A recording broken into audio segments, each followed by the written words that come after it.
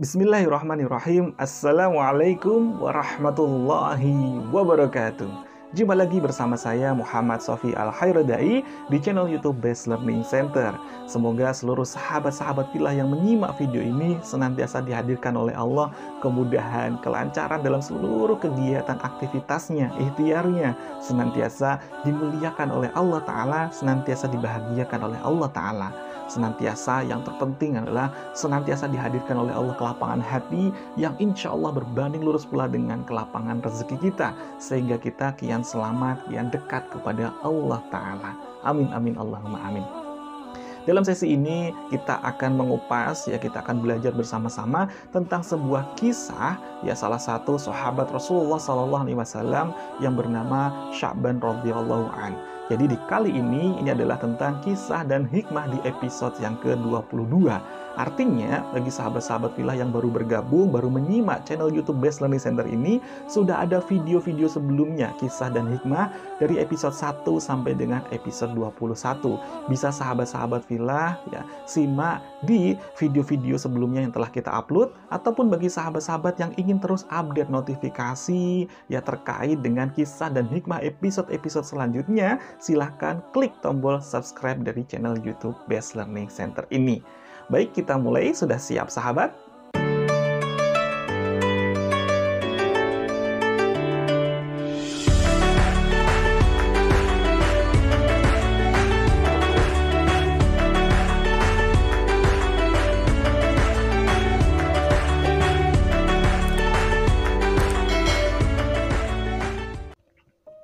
Dikisahkan ada seorang sahabat Rasulullah SAW yang sangat unik sekali kepribadiannya, di mana para sahabat lainnya ingin berlomba-lomba tinggal dekat dengan Rasulullah, namun beliau justru Sya'ban radhiyallahu an ini tinggal paling jauh di antara sahabat-sahabat lainnya, dan itu adalah pilihannya.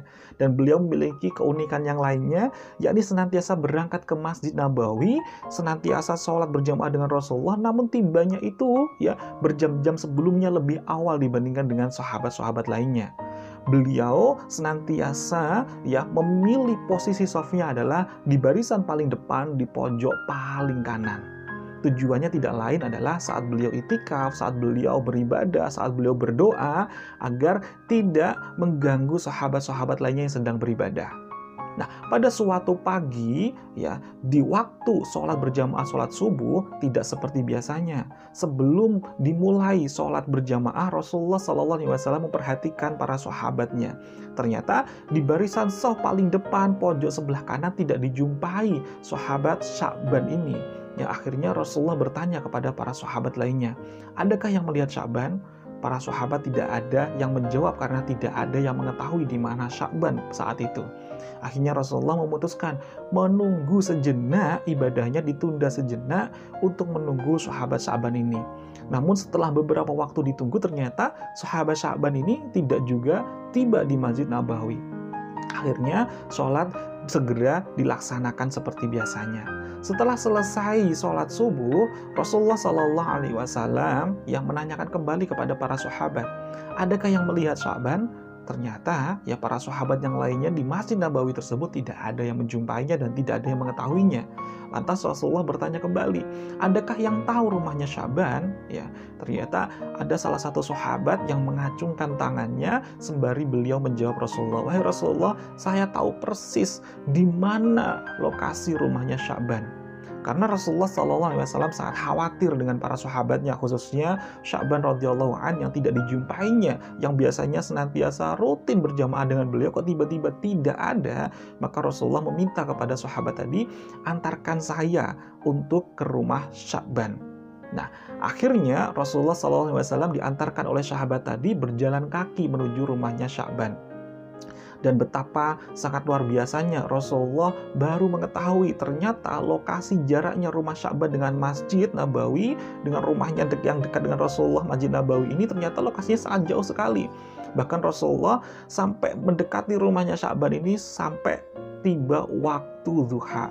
Jadi dari waktu ba'da sholat jamaah subuh sampai jelang waktu duha. Artinya kurang lebih ada waktu 3 jam perjalanan jalan kaki Rasulullah untuk sampai tiba di rumah Sya'ban radhiyallahu an. Setibanya Rasulullah sallallahu alaihi wasallam di depan rumah Sya'ban, Rasulullah sallallahu alaihi wasallam mengetuk pintu sembari mengucapkan salam. Assalamualaikum warahmatullahi wabarakatuh. Dan tiba-tiba ada suara wanita yang sedang menjawab salamnya. Waalaikumsalam warahmatullahi wabarakatuh. Sembari membuka pintu, ternyata ada sosok wanita yang sedang keluar dari rumah Sya'ban radhiyallahu an. Rasulullah kemudian bertanya, apakah betul ini rumahnya Sya'ban? Kemudian wanita tersebut menjawab, iya benar, saya istrinya. Ya. Berikutnya Rasulullah SAW bertanya, ya, saat jamaah sholat subuh tadi, saya tidak jumpai Sya'ban seperti biasanya. Tidak ada ikut bersama kami sholat berjamaah. Di manakah Sya'ban? Ada apa dengan Sya'ban? Nah, kemudian istri dari Sya'ban radhiyallahu an ini tiba-tiba menundukkan kepalanya sembari bersedih dan menjelaskan kepada Rasulullah bahwa suaminya tadi pagi telah dipanggil oleh Allah Ta'ala dan baru saja dimakamkan. Kemudian istri dari Sya'ban ini beliau bertanya kepada Rasulullah, wahai Rasulullah, sesungguhnya sebelum suami saya dijemput oleh Allah Ta'ala, saat sebelum sakaratul maut, beliau sempat berteriak 3 kali. Dan di setiap teriakannya disertai dengan ucapan-ucapan dengan kalimat yang kami tidak tahu apa makna dari ucapan tersebut. Ya, teriakan yang pertama, suami saya mengucapkan, aduh kenapa tidak lebih jauh. Teriakan yang kedua, suami saya mengucapkan kalimat, aduh, mengapa tidak yang baru? Dan di teriakan yang ketiga, disertai dengan kalimat, aduh, kenapa tidak semuanya? Lantas kami semuanya berdiskusi dan tidak ada yang tahu apa makna dari teriakan tersebut. Kira-kira apa Rasulullah makna dari semuanya itu? Akhirnya Rasulullah Sallallahu Alaihi Wasallam menjelaskan kepada istrinya Sya'ban radhiyallahu an ini terkait dengan Quran surat Qaf ayat 22, di mana orang-orang sebelum beliau dijemput oleh Allah Ta'ala, sebelum jelang ajalnya diperlihatkan amalan-amalannya.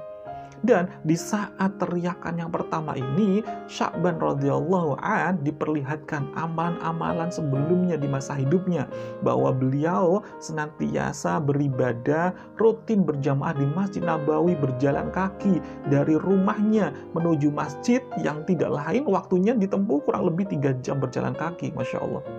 Dan setiap langkah kakinya, Sya'ban radhiyallahu an diperlihatkan amalan-amalan yang sangat luar biasanya. Semakin diangkat derajatnya di setiap langkah kaki sejengkal demi sejengkal menuju masjid.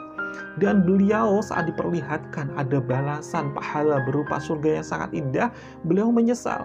Mengapa ya Allah? Aduh, mengapa tidak lebih jauh rumah saya dengan masjid? Masya Allah. Padahal Sya'ban ini sudah jaraknya 3 jam perjalanan jalan kaki dari rumah ke masjid. Lantas bagaimana dengan kita yang sudah 3 jam setiap jengkalnya saja diperlihatkan dengan balasan pahala yang sangat luar biasa? Lantas bagaimana dengan kita? Bagaimana dengan semangatnya kita untuk menjaga berjamaah di masjid, sholat bersama-sama? Ternyata sahabat Sya'ban ini mengucapkan, aduh kenapa tidak lebih jauh, karena beliau yakin bahwa dengan beliau mengamalkan kesehariannya saja sudah dibalas keindahan oleh Allah berupa surga yang sangat luar biasa. Bagaimana jika jaraknya lebih jauh, tentunya akan mendapatkan surga yang jauh lebih indah lagi. Dan Rasulullah SAW kembali menjelaskan terkait teriakan yang kedua, aduh mengapa tidak yang baru? Sya'ban radhiyallahu an diperlihatkan oleh Allah Ta'ala tentang amalannya yang sangat luar biasa. Pada suatu hari saat beliau hendak berangkat berjamaah ke Masjid Nabawi di musim dingin, beliau memakai baju yang double, di mana baju yang dalam adalah dia mengenakan baju yang baru, baju yang bagus, tujuannya adalah untuk nanti digunakan untuk sholat berjamaah, kemudian didobeli dengan baju yang sudah lama, baju yang sudah bekas, agar untuk mengurangi rasa dingin di perjalanannya. Sampai di tengah perjalanan beliau menjumpai ada seorang yang sedang kedinginan sekali di pinggir jalan. Akhirnya oleh sahabat Sya'ban ini, beliau lepaskan baju yang luarnya, baju yang lamanya, untuk dipakaikan kepada orang yang sedang kedinginan tadi. Dan orang kedinginan tadi akhirnya ya mulai membaik, mulai sehat, dan diajak oleh Sya'ban menuju ke masjid dan ikut sholat berjamaah bersama. Saat diperlihatkan amal tersebut, ya, Sya'ban pun juga diperlihatkan balasan amal yang sangat indah sekali, yakni surga yang sangat luar biasa. Lantas beliau menyesal. Ya Allah, mengapa saya kasihkan tidak yang baru saja? Jika saya kasihkan baju yang sudah lama saja, fadilahnya sangat luar biasa, pahalanya sangat luar biasa. Kenapa saya kemarin, sebelumnya saat saya masih sehat, kenapa tidak saya kasihkan kepada orang yang membutuhkan tadi adalah baju yang baru? Tentunya akan mendapatkan balasan yang jauh lebih dahsyat lagi. Ya. Berikutnya, Rasulullah kembali menjelaskan tentang kalimat yang ketiga saat teriakan yang ketiga, yakni, aduh, kenapa tidak ya semuanya? Ya. Pada suatu hari, Sya'ban radhiyallahu an ini ya diperlihatkan kembali amalan-amalan sebelumnya, yakni tentang bahwa pada suatu pagi saat Sya'ban radhiyallahu an ini hendak mau sarapan, ya, sarapannya di masa itu adalah sebuah roti, ya, roti dan segelas susu. Rotinya adalah roti yang lebar, ya, biasanya disobek rotinya kemudian dicelupkan ke dalam susu. Saat beliau hendak mau makan rotinya untuk sarapan pagi, tiba-tiba ada seorang peminta-minta, ya, yang di depan rumahnya, dan beliau menjelaskan bahwa sudah 3 hari beliau belum makan. Akhirnya oleh Sya'ban diminta untuk masuk ke rumah, dipersilahkan, dan roti tersebut dibagi menjadi 2 dan susunya pun juga dibagi menjadi 2 sama rata. Akhirnya mereka sarapan pagi bersama-sama. Saat diperlihatkan balasan pahala yang sangat luar biasa kepada sahabat Sya'ban radhiyallahu an terkait dengan dia membagi rotinya ini, beliau akhirnya menyesalinya. Ya, aduh, mengapa tidak semuanya? Jika saya bagi separuhnya saja ternyata pahalanya sangat luar biasa, ya. Bagaimana jika saya kasihkan semuanya? Tentunya itu akan jauh lebih luar biasa, lebih mulia lagi. Nah, terkait dengan 3 teriakan ini ternyata Masya Allah, ya, penyesalan terkait dengan Sya'ban ini bukan penyesalan terkait dengan apa yang sudah dilakukannya, tapi penyesalan mengapa tidak lebih maksimal lagi dalam melakukan amal kebaikan. Lantas, dari kisah ini, bagaimana dengan kita? Ya, hikmah apa yang sudah kita bisa ambil, kita petik dari kisah sahabat Sya'ban radhiyallahu an ini? Silakan sahabat-sahabat Villa, ketikkan di kolom komentar. Kita akan belajar bersama-sama hikmah apa saja yang sudah kita ambil. Dan tentunya saat kita sudah mengetikkan di kolom komentar ini, akan menjadikan pelajaran dan hikmah pula untuk sahabat-sahabat lainnya yang turut menyimak kisah dan hikmah di episode yang ke-22 ini.